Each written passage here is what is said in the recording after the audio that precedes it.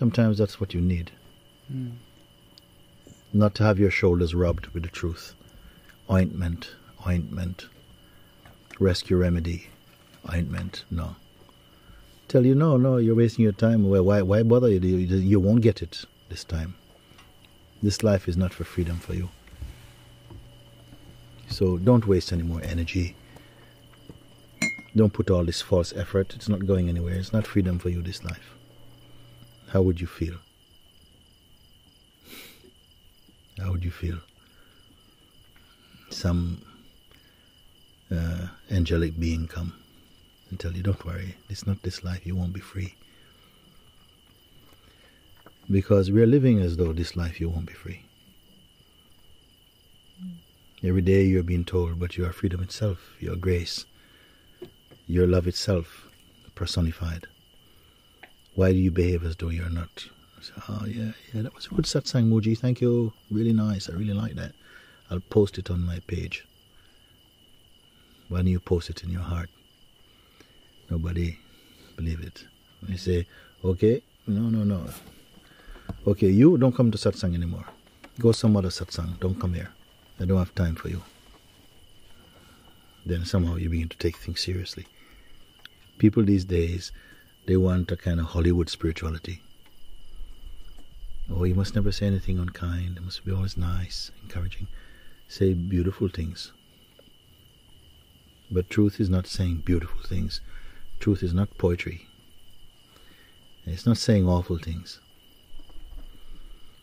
I don't know if it's saying anything actually.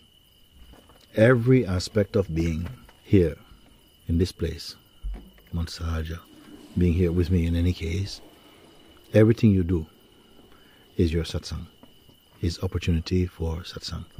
It's an opportunity for a reflection into that deeper truth.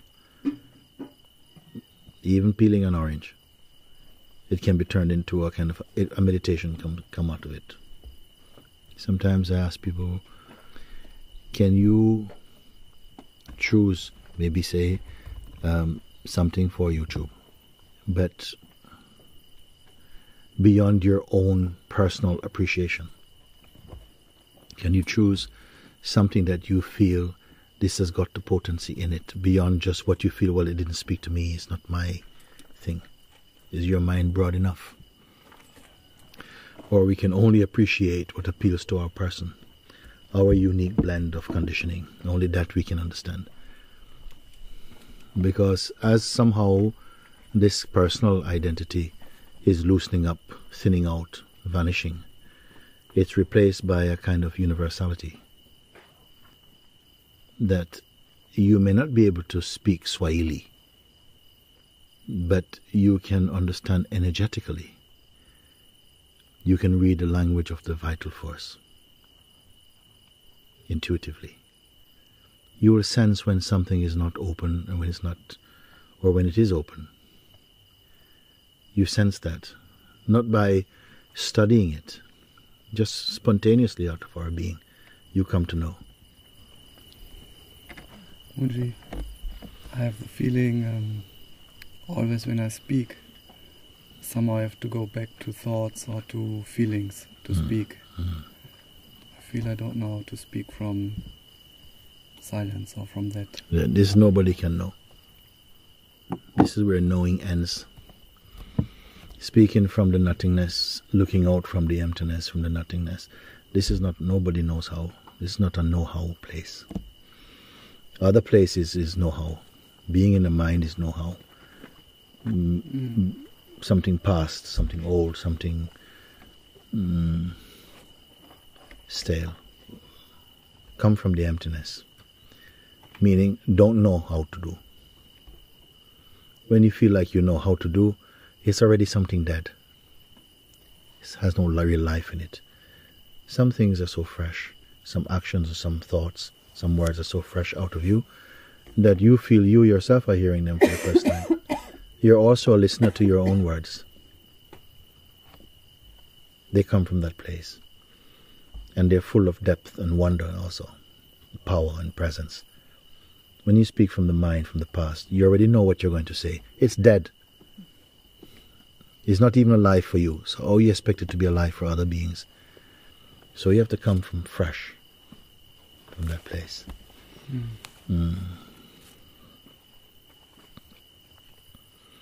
The mind is afraid of that place. It's always rehearsing, waiting to be brave, trying to remember its best tricks, to try and pull them all together to make an impact. But you are going to be different. You're going to forget everything. You have to come from nowhere, from that place. It's very simple.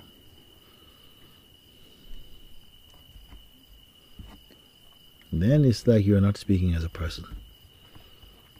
It doesn't come from a person. Person is something past.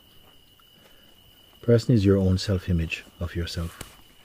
A self-portrait. The greatest self-portrait is not you.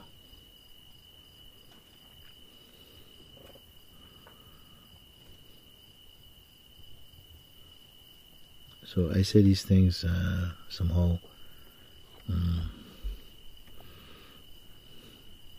How is life lived by that? Well, it's not lived by anybody. You know, as I said, there's nobody living life. There is just life. You are life. Then that life has no past. It's not past. It's not relying on past. Past itself is a concept, actually. So don't cling to what is known or what is apparently known. Don't cling to that. It offers a kind of, it simulates a kind of safety, a kind of security. Because you've done it before, you've seen it, you can trust it. You remember the last effect, it might still work again. But that's not fresh. Also, truth is not concerned about fresh. It doesn't know the concept of fresh or stale. How to get to that freedom. As long as we cling to the past, you remain with the past. You have not even arrived yet at being now.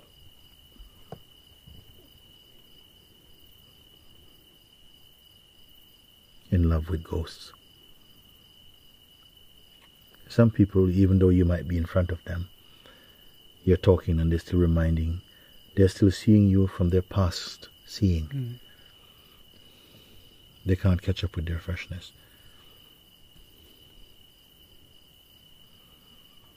Maybe you yourself are not fresh also. Two stale things meeting is not fun. You see, I liked what Elliot said. Elliot's response yesterday still stays with me somehow. I say that's past, but it's still fresh. Because we were talking about food and I say something like this, or it was in passing. I said, we're eating this food now, but whoever eats this food is going to be hungry again. How is he going to be hungry? It's the most beautiful food, you know. In 3 hours, it's shit, basically. And you'll be hungry again, and you'll be hungry again. Okay? And so I remember this story from Christ when I was saying yesterday that he was passing along, feeling thirsty, and stopped by a well and asked a woman for a drink of water. And she went off into something about you are a Jew and I'm a Samaritan and blah, blah, blah. And he says, to tell you the truth, whoever drinks of this water will be thirsty again. But if you drink the water that I give you, you'll never be thirsty again. You'll always be satisfied. In fact, a fountain will spring up inside you. So what is he talking about? So when I said this, whoever eats the food, they are going to be hungry again. And he said, let this be my last meal. I said, you have my attention. I like that kind of earnestness, that pulse for freedom. And yet, it's not a commodity that you can receive. It's not even you're going to receive. You're going to remove something, in fact. And this removal is not is simply a seeing through the illusion or the delusion of identity. And this identity has kept all the beings bound somehow. Not just bound, dependent also. Not just imprisoned, but dependent. Not only in a kind of prison, but dependent on the warden's generosity. The prison warden, we are dependent on the prison warden's compassion. Anyhow, we can change the subject. I don't feel that someone should listen too much with your head, with the mind. Because the mind always wants to ask also what to do, what to do. What do I do? Where do I go? What should I do? But to kind of hold up your being to the light of that. Expose yourself. Like saying yes to your own intuitive sense that you're in the right place.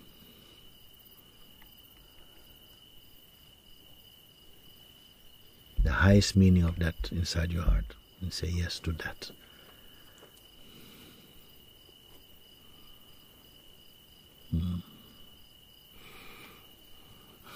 When I wrote Papaji, the first letter I wrote to him, his response was already tearing up my whole being, my whole idea of self. And yet I couldn't hear, because the resistance internally was so strong that I really couldn't. It just blotted out what he was speaking to me. But what percolated through from that was this statement: if you wish to discover the truth, if you wish to be one with truth, you must disappear.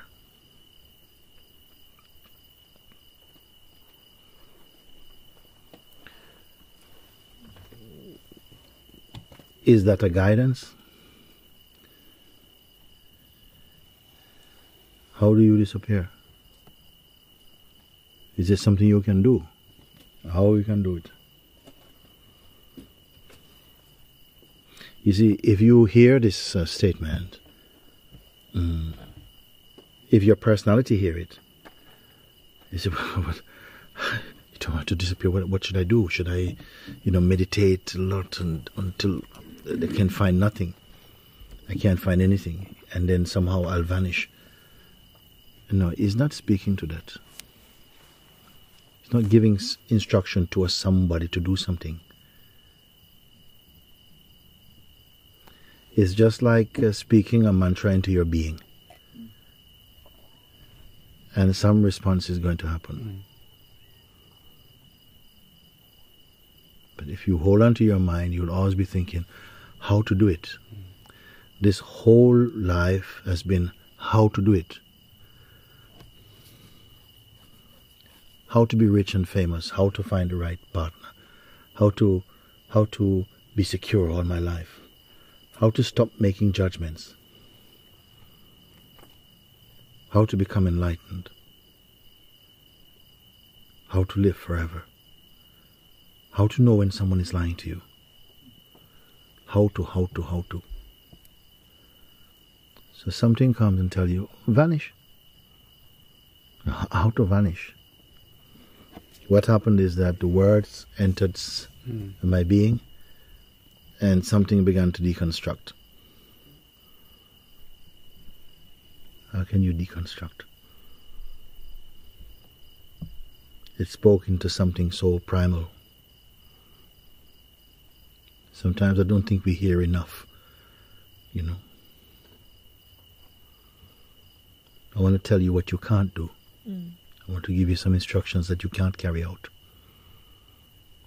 I want to tell you something that you cannot learn. Then you'll find a power that you have not used. a way that you have not known.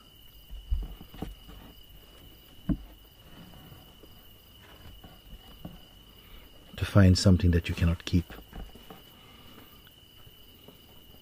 you cannot lose. A man moved into an empty house and started behaving as though he's the owner of the house. Put his own locks on, made the place look like his own. He even brought other people in and charged them rent. Opened an account. And like this he lived for years. And then one day he heard the landlord is coming. The real landlord is coming.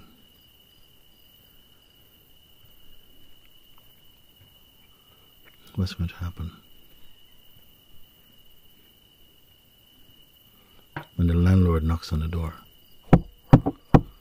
what's going to happen?